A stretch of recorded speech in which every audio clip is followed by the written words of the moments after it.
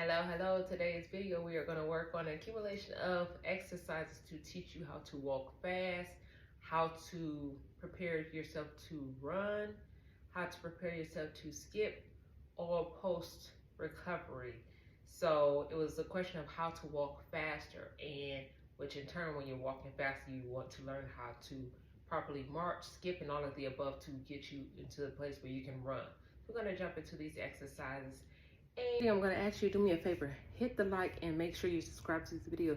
The reason I'm asking you to like the video because the more likes we get, the better chance we have to get in the forefront of other survivors that are in need of help with their support and post-recovery. So also I thank for those that have been donating and that appreciates the content and that's been commenting on the content, letting me know specifics to what they need in their recovery. I'll leave my links at the bottom. Thank you everyone, and I truly appreciate your donation. I truly appreciate just the love that you're giving me as I continue to put out this free content and free videos to help everyone learn to love and live life in the best way post in spite of what we've been through. Thank you. And let me know how these work for you. I'm going to start off seated in this position, and then we're going to go against the wall here. So my favorite, you may have seen these in multiple videos, are chair marches. And chair marches generally, just as you're seated, you may come to the closer to the edge, you'll be in a regular chair. You want to drop your knees up towards your chest. With these chair marches, some of these I'm going to do standing up on the wall, the same ones. I want to show you these seated. From the chair marches, we're now going to go with the crossover. This crossover right here is going to help you open up that those hip flexors. So what you do here is you come in closer. We're going to press down into this knee. So if you're dealing with the situation, again, I'm a left affected. We take our dominant hand, our non-affected hand, we're gonna use this. I always want you to engage that affected side, push into it to really open up the hips even more. Take that down, and if you were to ask, how do you get this leg up? With one hand, not using this hand, you would do this to help you. And if that was too hard, because again, we're dealing with spasticity and tone, so you may have to have some assistance picking that leg up. Do the same with this side, leg up, press into it. Again, incorporating the hand, so it's not just hanging like such. Want to incorporate it and get it moving always. After we do those, and that's just opening the hip flexors, we really want to work on crossing over and taking it down. So again, this is just getting blood flow and movement throughout the legs, the hips, and everything, because think about when you're walking, you're using those hip joints, using your knees, everything. So we want these legs to be strong enough to withhold us while we're walking. So that's strengthening our quads, our hamstrings, glutes, all of the above. So from there, then we're going to work on my favorite with anything, our squats. So our squats may have to work on being able to stand up. Definitely, if you're trying to walk faster, you've got yourself to a position where you can stand up on your own. And so what you could do if you didn't have the use of this, being able to stand up off a couch a lot harder because you don't have it's not hard, something you can press on. So again, I'm going to do it with not using this, and then show you how. So you would take your stronger side here, and if your hand was up here, it will leave it as such. Another way we can show you to engage this side, take this hand here, press down on the arm rest, and using this hand here, push up. If you have something in front of you, like a table or a chair, you can hold on to that once you get to this position to push yourself all the way up to stand up.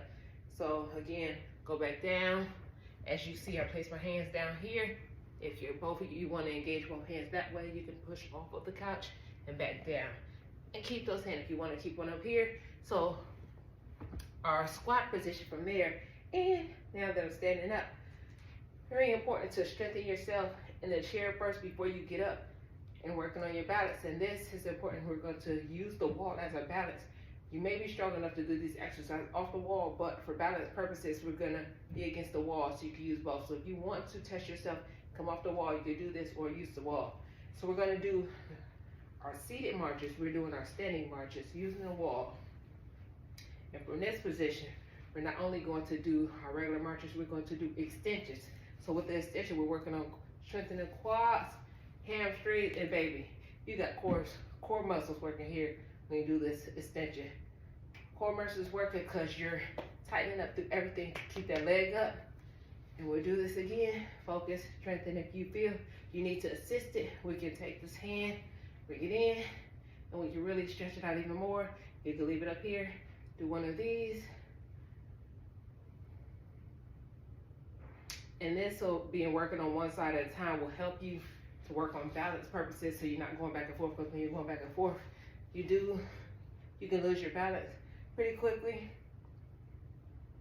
So from this position here, I'm gonna come off the wall slightly to show you. So what you would do from that position after you're doing as such, to get yourself to walk marching off of the wall, you then want to begin to engage your arms. And in this position, with engaging the arms, it's really an over exaggeration that you do to get yourself in a position to get comfortable with marching forward versus standing in one place, because your arm exaggeration helps you with that flow, because we've lost that coordination post-stroke. So that coordination we got to get back by incorporating one of these. And that's what it ends up looking like. And if you've seen my videos on YouTube, I have one that I definitely had this goofy march going on, but this goofy march helped me to get to the point where I can walk. And so generally coming from that march, it helps you to pick up a faster walk, help you to skip and do things like that. And that's all about coming up off of the toes. So another position from you learning how to skip, trying to get yourself to a point where you can come up on your toes, because the skip can't do it in slow motion. I'll try right now. Let me see if I can skip and still be in the video a little bit. It would be one of these things, and I'm going backwards, forward, backwards. That's the position of your skip. Again, will look such as like this as your skip. So again, I just wanted to leave you with a few exercises to really get you in the mode, and this is something you could be doing every single day, seriously, every single day, to work on strengthening your quads, your glutes, your hamstrings, getting you to the point where you can walk faster, you can begin to march, because a march is one of your steps that you do before you learn how to run, because you got to get that coordination. And even sitting down, I'll add this one, you can sit down and work on your coordination. Opposite hand, opposite leg. So if you're dealing with, I remember in the beginning, going back to a position where I learned how to walk, I could not get this arm up. I would definitely be doing one of these. So if in the beginning you have to do an exaggeration of this, this is good, because this is helping you get movement in that affected side as well. Anyway, check these exercises out. Let me know how this works for you.